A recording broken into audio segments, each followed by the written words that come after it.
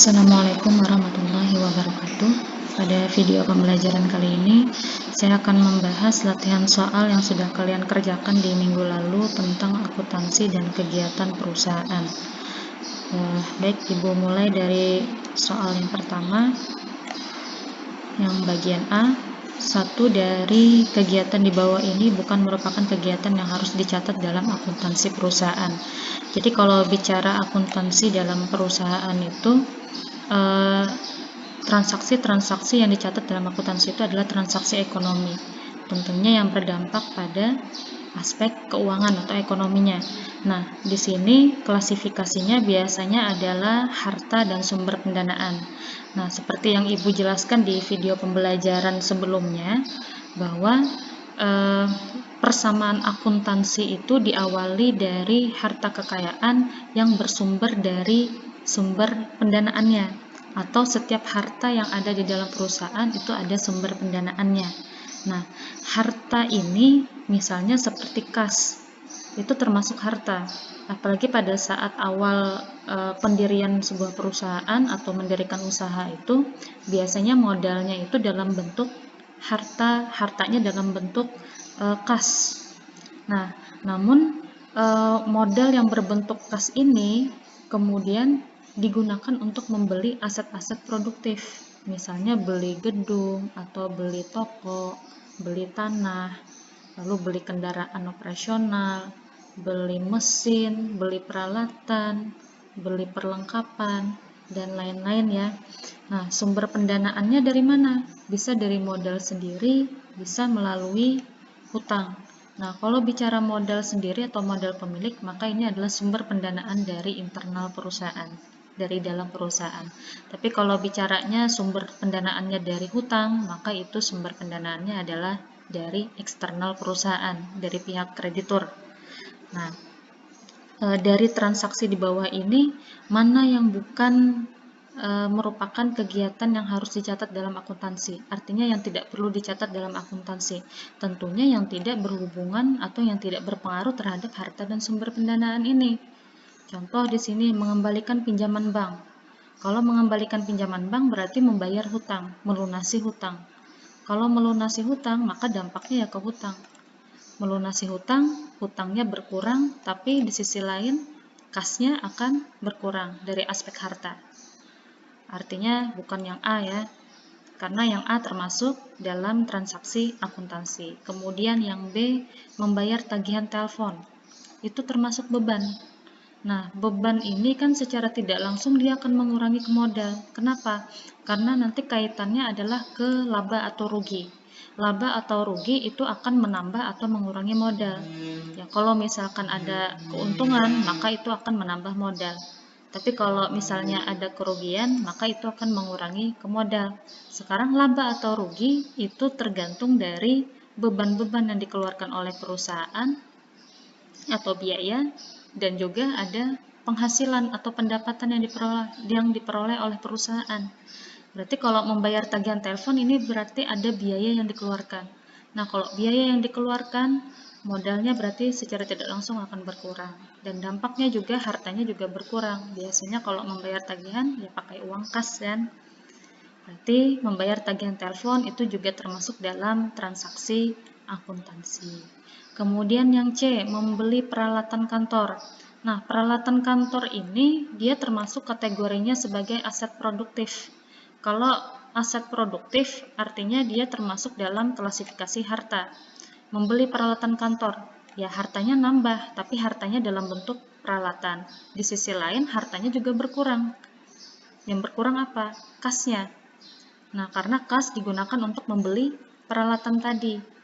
Artinya tidak merubah harta secara kumulatif, tapi komposisinya yang berubah. Kas tadi digunakan untuk membeli aset produktif berupa peralatan. Oh, berarti yang C juga termasuk dalam transaksi akuntansi perusahaan. Maka dengan demikian jawabannya berarti yang D. Ya, karena yang D mengangkat pegawai itu tidak ada kaitannya dengan transaksi akuntansi. Tidak perlu ada pencatatan di situ. Ya, jelas ya untuk yang soal A.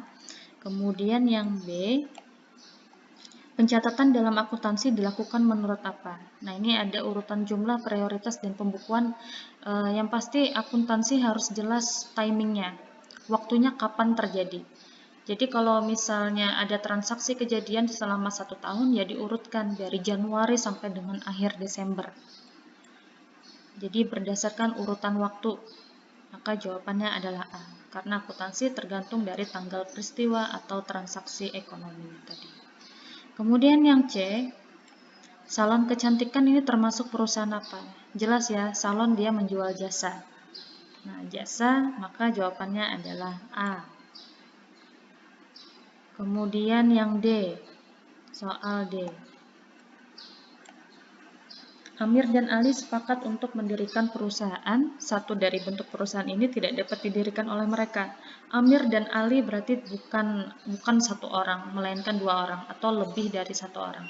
Setiap usaha yang didirikan oleh lebih dari 1 orang, maka bentuknya bukan perusahaan perseorangan.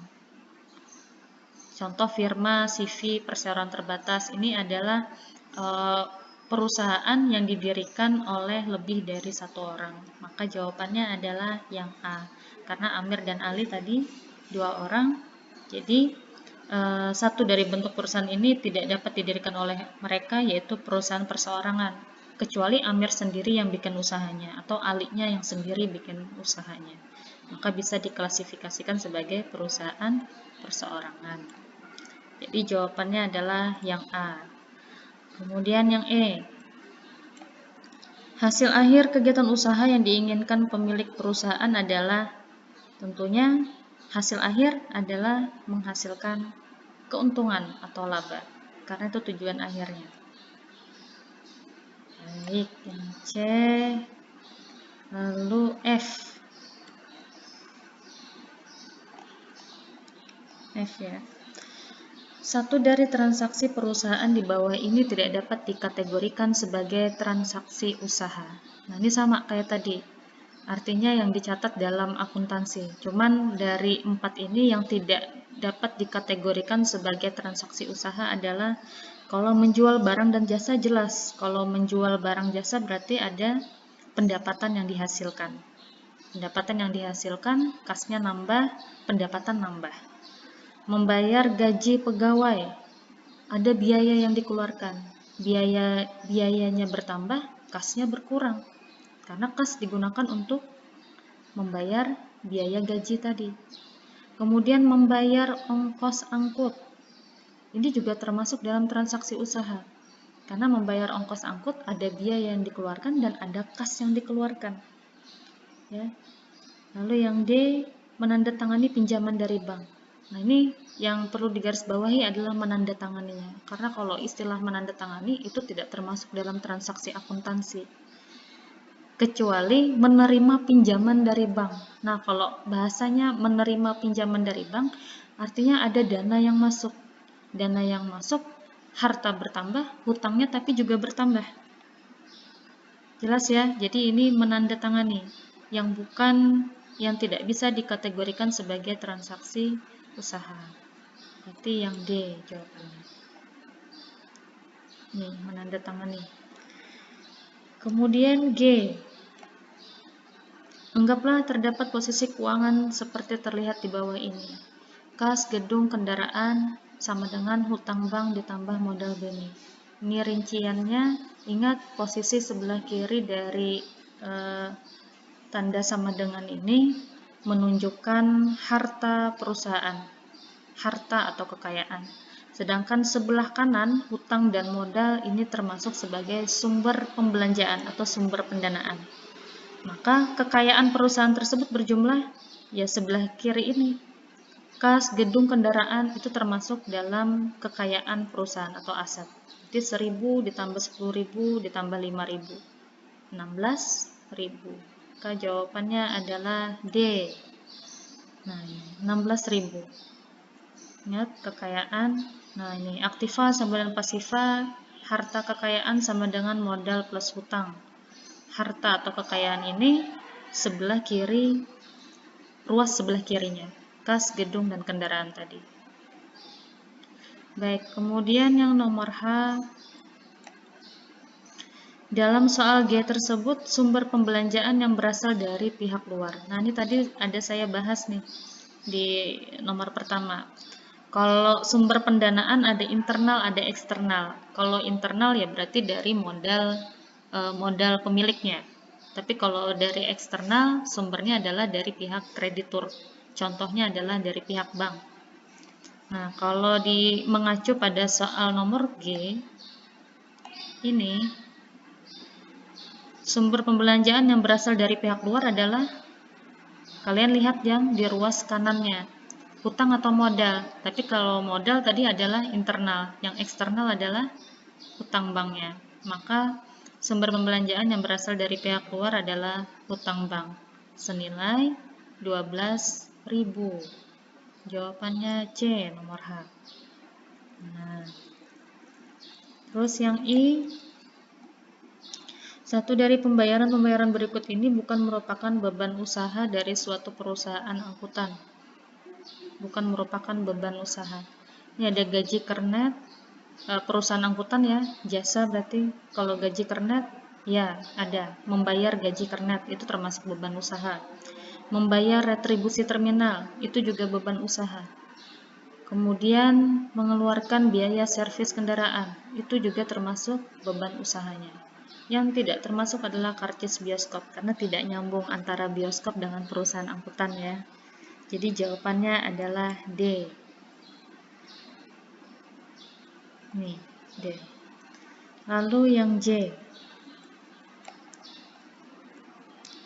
Perusahaan membeli dengan tunai kendaraan untuk digunakan dalam kegiatan usaha dengan harga 5.000. Pengaruh dari transaksi ini adalah kalau misalnya kekayaannya bertambah 5.000. Dalam hal ini yang bertambah apa?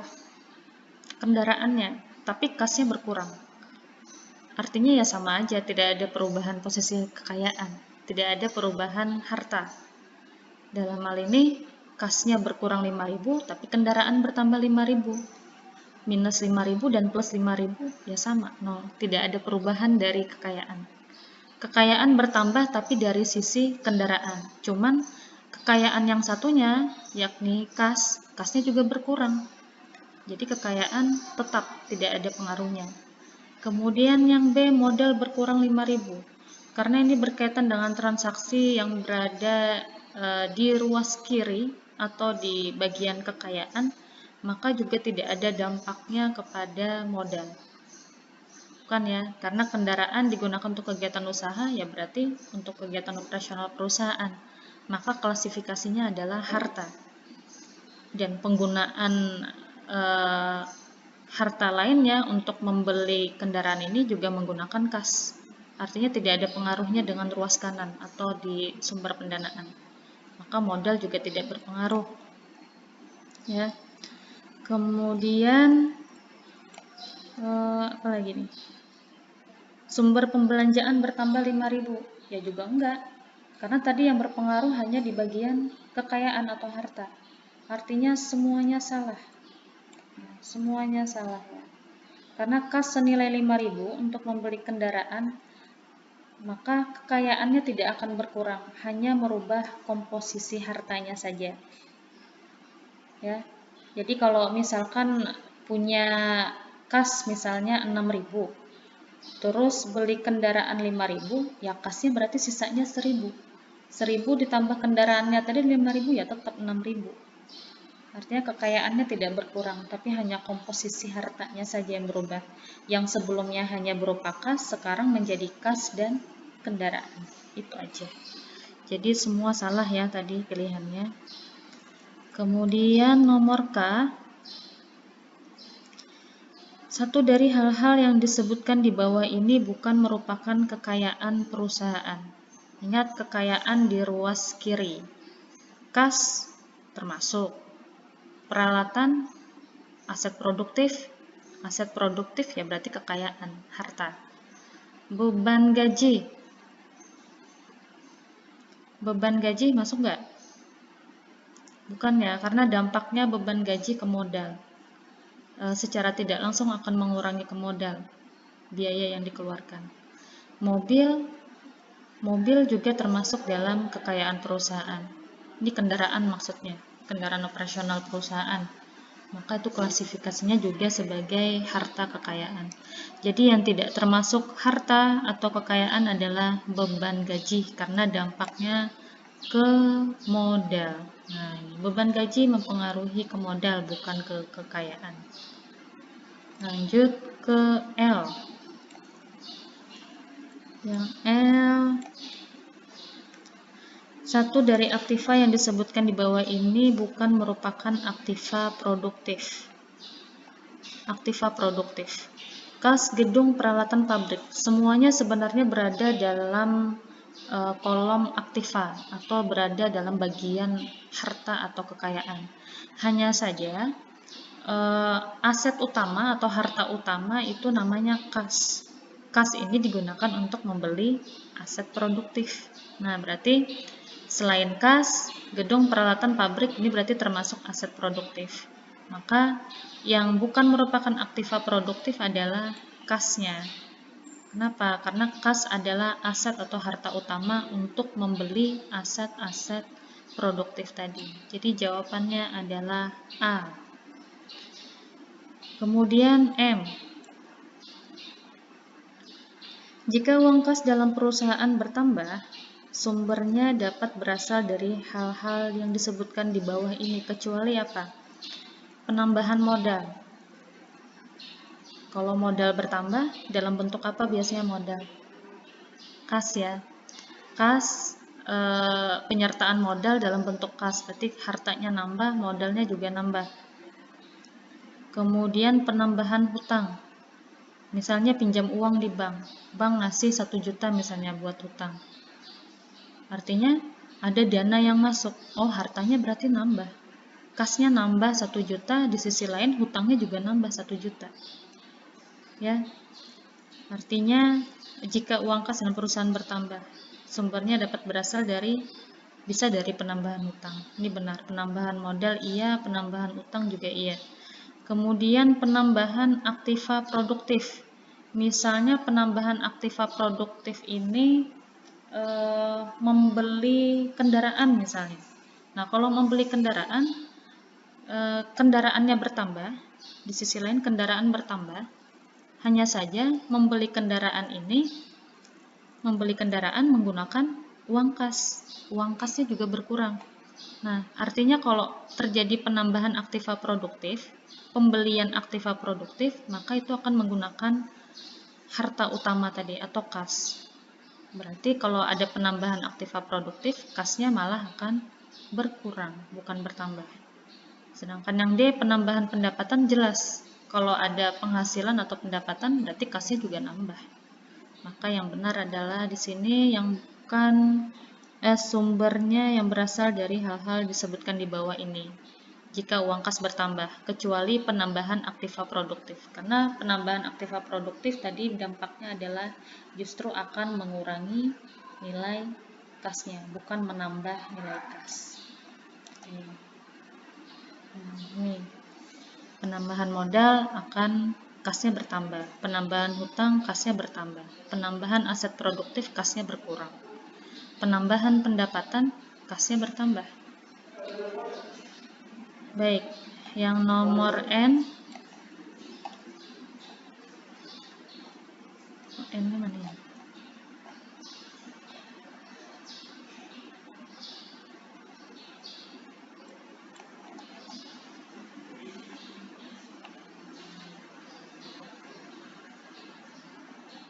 NN, setoran pemilik.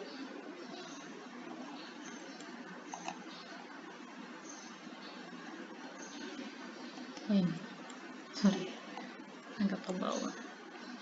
Nah, KL MN. Perubahan modal dapat disebabkan oleh hal-hal berikut kecuali perubahan modal, setoran pemilik kah, pembagian laba, pembagian beban usaha, atau pinjaman bank. Kita lihat yang N. Setoran pemilik itu akan mengakibatkan modal bertambah. Jelas ya, kalau pemilik nambahin modal perusahaan, ya berarti modalnya bertambah dampaknya. Kalau pembagian laba, misalkan perusahaan menghasilkan laba, artinya juga akan menambah ke modal. Nah, ini pembayaran beban usaha itu juga akan berpengaruh terhadap modal, cuman berkurang bukan bertambah. Sama halnya kayak pendapatan itu juga akan mempengaruhi ke modal, tapi dampaknya menambah. Kalau pembayaran beban usaha ya dampaknya modalnya berkurang.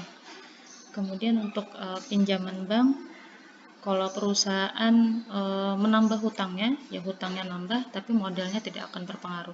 Karena hutang dan modal itu dua hal yang berbeda. Sama-sama sumber pembelanjaan atau sumber pendanaan, tapi yang satu dari internal perusahaan untuk modal, yang satunya dari eksternal perusahaan, misalnya dari kreditur tadi.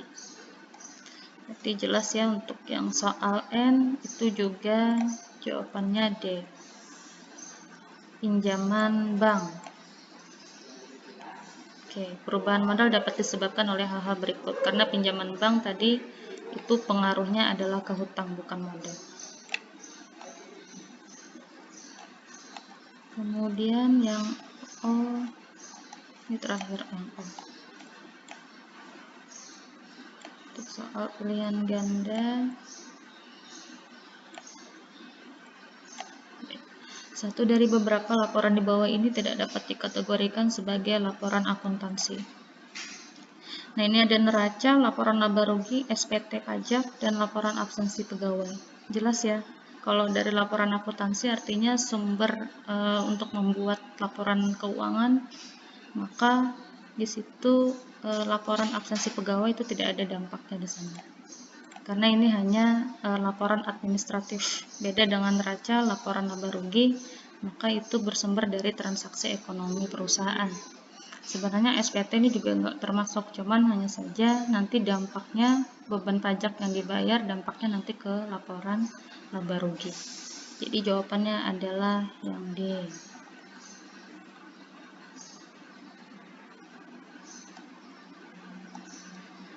Terus untuk yang soal esai,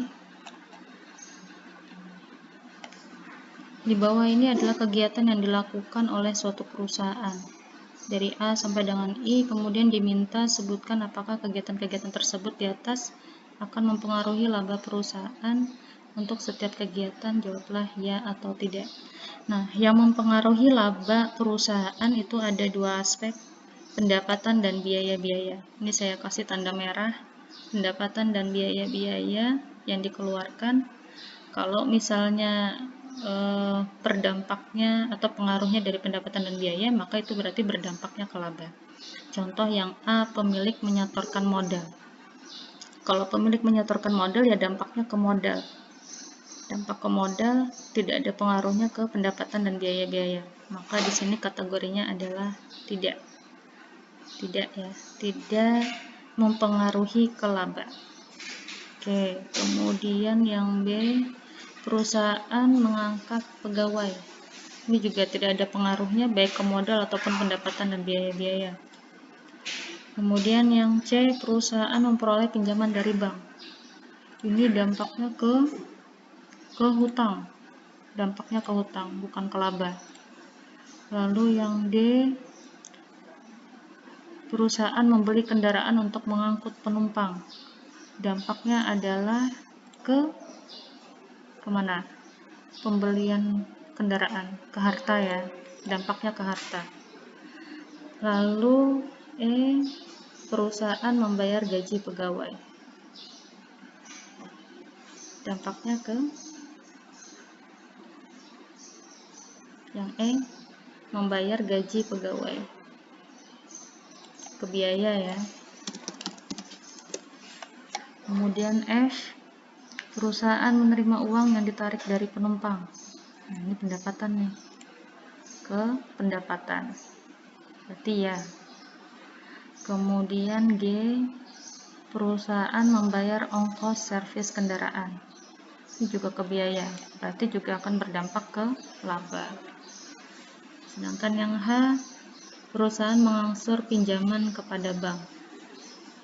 Kalau mengangsur pinjaman kepada bank, berarti bayar hutang, dampaknya adalah ke akun hutang dan juga harta. Jadi tidak ada pengaruhnya ke akun laba.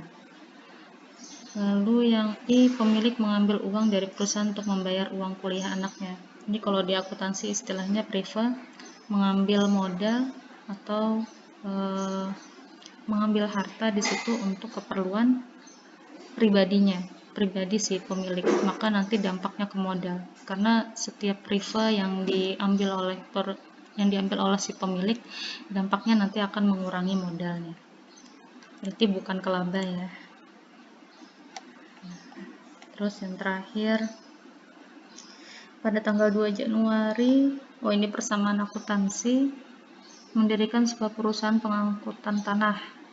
Ia tanamkan modal sebesar 8.000 dalam bentuk uang tunai. Nah, ini sebenarnya transaksi yang pertama nih. Penyetoran modal. Penyetoran modal sebesar 8.000 dalam bentuk uang tunai. Ingat tadi persamaan akuntansi, di ruas sebelah kiri adalah kekayaan dan ruas sebelah kanan adalah sumber pendanaan. Harta sama dengan hutang plus modal. Nah, di sini tadi transaksi pertama di tanggal 2 menanamkan modal sebesar 8.000 dalam bentuk uang tunai. Artinya sumber pendanaannya adalah modal, ini namanya Joko, berarti modal Joko 8.000 dalam bentuk uang tunai. Uang tunainya berarti kas 8.000. Ini transaksinya adalah setoran modal. Kemudian pada saat yang sama, di tanggal yang sama, Joko meminjam untuk perusahaannya uang sejumlah 20.000 dari ayahnya. Artinya ada penambahan harta, hanya saja sumber pendanaannya dari hutang. Makanya sini ada transaksi meminjam uang yang sebelumnya kasnya senilai 8.000 bertambah 20.000. Tapi 20.000 sumbernya dari mana? Sumbernya adalah dari hutang tadi. Ada penambahan hutang 20.000 sehingga per tanggal 2 Januari posisi keuangan perusahaan adalah kas senilai 28.000, sedangkan di ruas kanan sumber pendanaannya hutang senilai 20.000 dan modal senilai 8.000. Jadi seimbang ya, antara ruas kiri dan ruas kanan itu harus seimbang. Berapa hartanya dan berapa sumber pendanaannya. Kemudian di tanggal ketiga, Joko membeli truk bekas dengan harga 25.000. Ingat tadi posisi sebelumnya nilai kekayaan adalah 28.000 dalam bentuk kas, sedangkan sumber pendanaannya tadi hutang 20.000 dan modalnya 8.000. Nah, artinya ketika membeli kendaraan senilai 25.000, dia menggunakan uang kas di sini, menggunakan uang kas yang sebelumnya 28.000 digunakan untuk membeli kendaraan. Nah, di sini membeli truk. Kasnya yang sebelumnya 28.000 berkurang 25.000 untuk membeli kendaraan. Tapi di sisi lain, kasnya tadi berubah untuk membeli aset produktif dalam bentuk kendaraan. Kendaraan juga nambah 25.000. Di sini kasnya minus 25.000, di sisi lain kendaraannya plus 25.000. Jadi sebenarnya tidak ada perubahan untuk nilai kekayaannya, tidak ada yang berubah. Hanya saja komposisinya yang berubah.